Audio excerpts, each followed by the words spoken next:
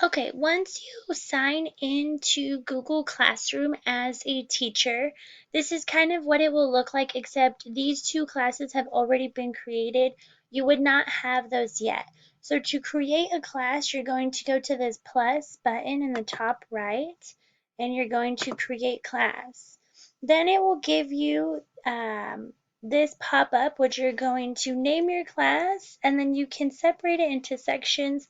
You might do English 9, section would be period 1. Create.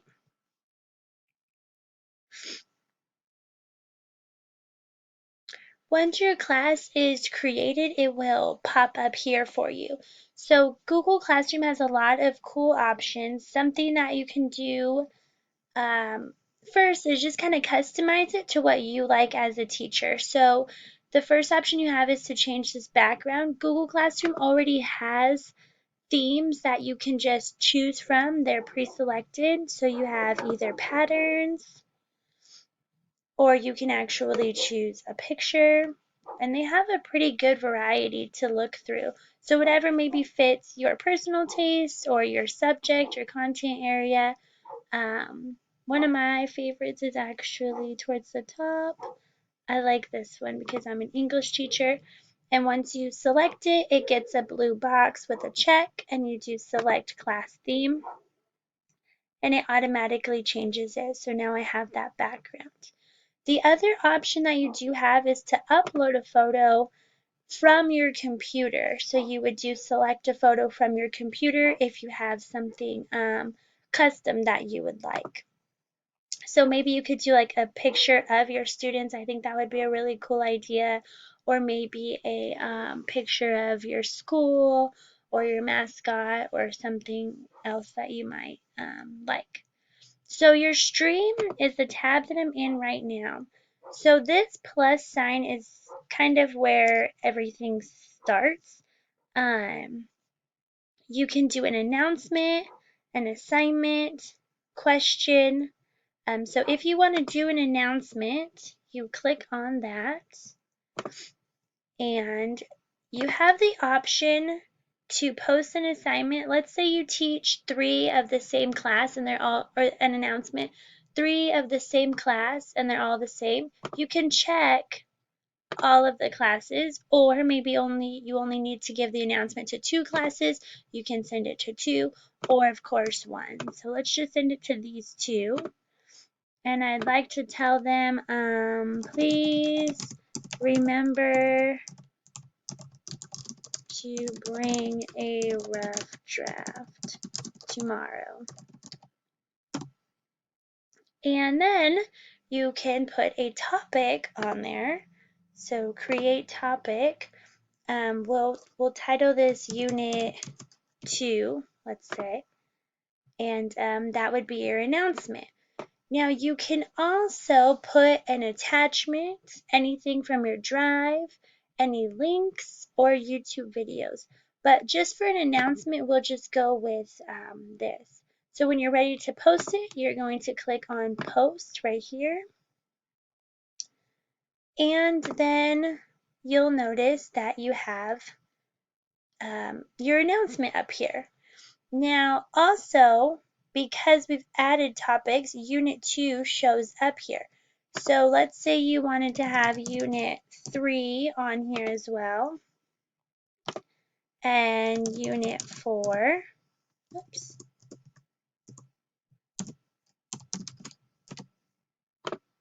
Now what this does is it kind of organizes your classroom so that if a student knows that you're in Unit 3 and they're looking for a poetry assignment, they can go straight to Unit 3, and any post that you've posted in regards to Unit 3 would show up.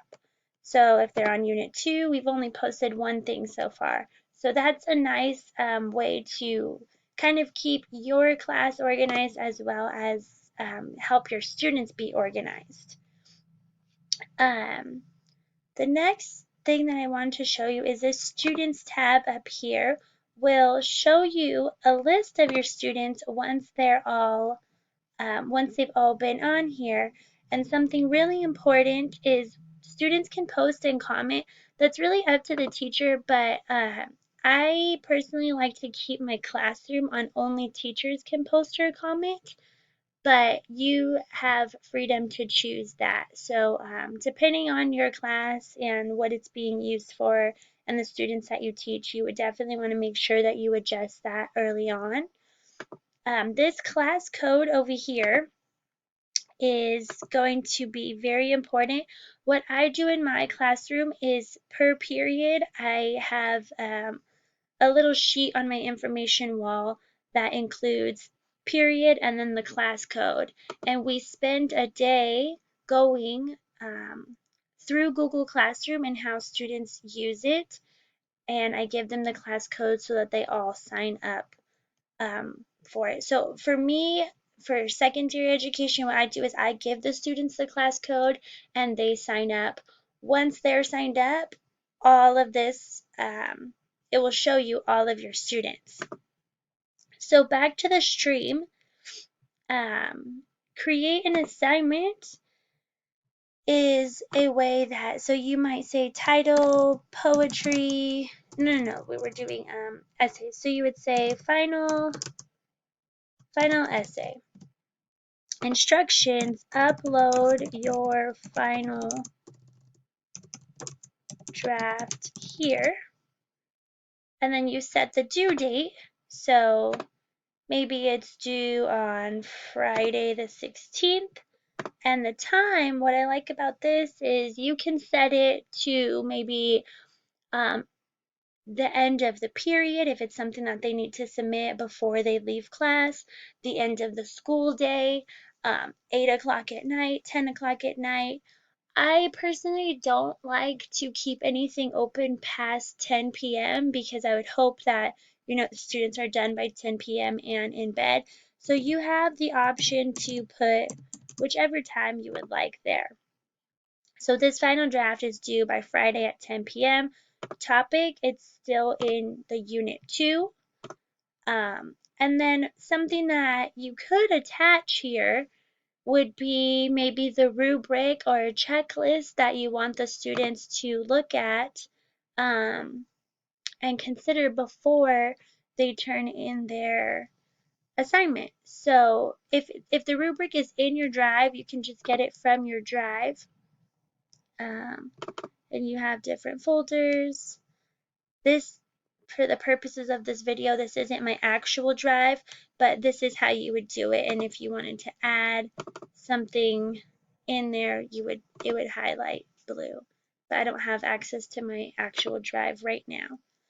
And then you would click assign, or you can schedule it, which is a cool feature.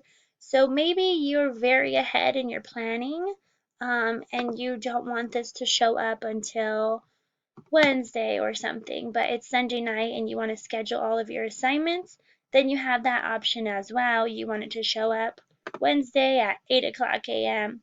You can schedule it, and that will not post until Wednesday at 8 o'clock a.m. So that's very cool as well. And then if you teach multiple periods, to see all of your classes, in the top left-hand corner, you have the option to see your classes, the work. You can see your classes in this view if you'd like, or you can just see them all listed down here. And you also have access to a calendar, which would automatically sync with your students. If there was an assignment due, it would show up on the calendar for your students. So if I hadn't scheduled that post for the final draft assignment, it would actually show up right here. So if I go back to classes, the last feature on here is to create a question. So maybe you want to ask your students about work question on a Monday, how was your weekend? And your instructions can be respond in 5 sentences minimum. And if this is a bell work, you would want it due the same day. So today's the 11th, and I want it due at the end of the period. So let's say the period ends at 8:13 a.m. You have the option for students to reply to each other or to be able to edit their answers. So you can turn this on and off. If it's green, that means it's on. If it's gray like this, it means it's off. And then you can ask the question.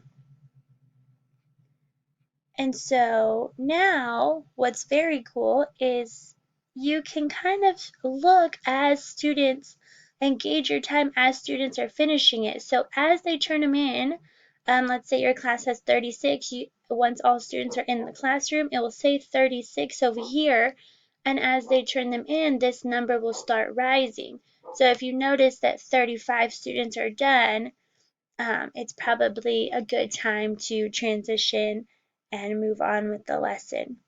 And notice that this says due today. That journal that I just assigned is due at 8:13, and students will see due today this assignment right here. So they know that they need to go and do that assignment. So once all of their assignments are uploaded, you'll be in student answers, and you can change the point value. So maybe a bell work is worth 5 points, or maybe depending on your point scale, 10 points. However it is, you can change it, update it. Google automatically sets it at 100, so you're going to want to make sure that you always check on that. And then you can sort students by their last name or their first name once they're all in here. And then their work, you can grade it and return it. So once you have students in the classroom, you can check each student. You can check them all at once. You can check just the finished work, and then you would click return so that the students can get their work back. Something that is good about Google Classroom is, let's say that the essay was due today at 10 p.m. When students submit that essay at 10 p.m., they are not able to edit that essay or change anything until you actually return it to them, which is good because maybe you can't get around to the essays for a week or so. You know that the students aren't using that week to continue editing or adding things, that they respected the deadline, and that was it. They cannot make any edits until you actually return their document to them. Okay, so that's pretty much the basics of Google Classroom, and it kind of works as sort of like a Facebook stream. Everything just keeps adding to the top of the page up here. And then remember that a great way to organize it is by units or by topics or subjects, however you would like, but that way you can easily find things under topics. And that concludes my presentation. Thank you.